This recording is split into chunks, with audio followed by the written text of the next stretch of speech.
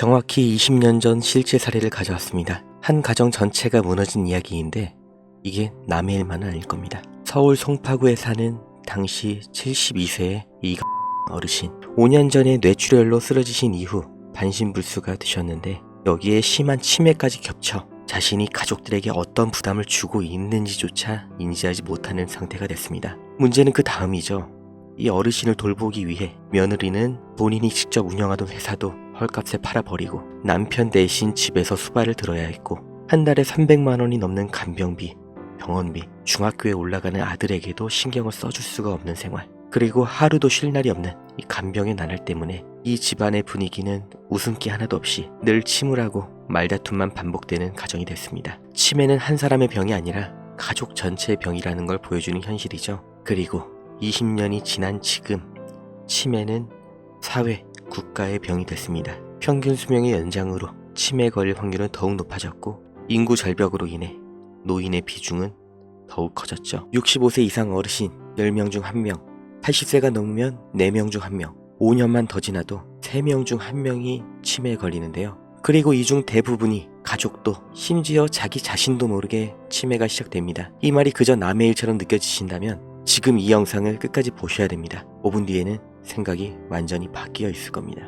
한 20년 전까지만 해도 많이 쓰던 말이 있죠. 노망, 늙으면 다 까먹는다. 이때는 이 말이 너무나 당연하게만 받아들여졌습니다. 그런데 지금은 완전히 달라졌죠. 치매는 분명한 질병인 게 확인이 됐고, 정부도 국가 차원에서 치매 국가 책임제를 만들 정도로 사회 전체가 준비해야 되는 문제가 됐습니다. 여기서 알 수 있듯이 치매는 한 명한테만 큰일이 나는 게 아니라 가족 전체를 무너뜨리는 병이라는 겁니다. 저도 겪었고, 주변을 봐도 요양병원, 간병인, 심지어 가족 간의 싸움까지 너무나 흔하게 일어납니다. 이런 주변의 모습들을 보면서 나도 은퇴를 준비할 때가 되면 내 부모님 흰머리가 많아지셨다고 문득 느끼게 되면 이때부터 치매보험을 알아보시는데 정말 어려워하십니다. 왜냐하면 정답이 없거든요. 생명보험, 손해보험 다 합쳐서 치매 관련된 특약만 해도 수십 가지가 넘어가는데, 똑같은 것도 회사마다 이름이 달라요. 장기요양보험, 경증보장형, 중증집중형, 종류도 많은데 조건도 서로 다르고, 심지어 지급 기준도 복잡하게 써 있어서 이게 우리한테 도움이 되는 게 맞는지, 받을 수 있는 건지도 헷갈리죠. 그런데 진짜 문제는 수많은 치매보험 상품 중에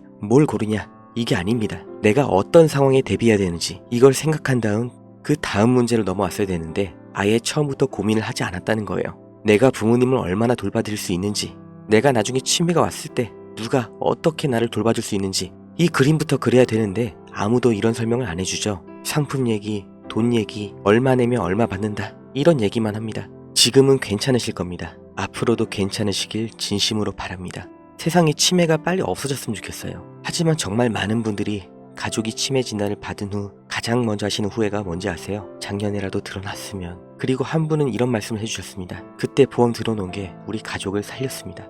치매 환자분들이 가장 힘들어하는 거 본인이 아파서가 아니에요. 부끄러워서도 아니에요. 나 때문에 가족이 힘들다는 거, 일하러 가지도 못하고 놀러 가지도 못하고 나 때문에 이렇게 고생을 해야 된다는 거. 하지만 미루다 보면 이 준비 자체가, 가입 자체가 어려워질 수가 있습니다. 연령 제한, 건강심사, 인지기능 확인, 이게 한 달 차이, 하루 차이로도 조건이 달라지거든요.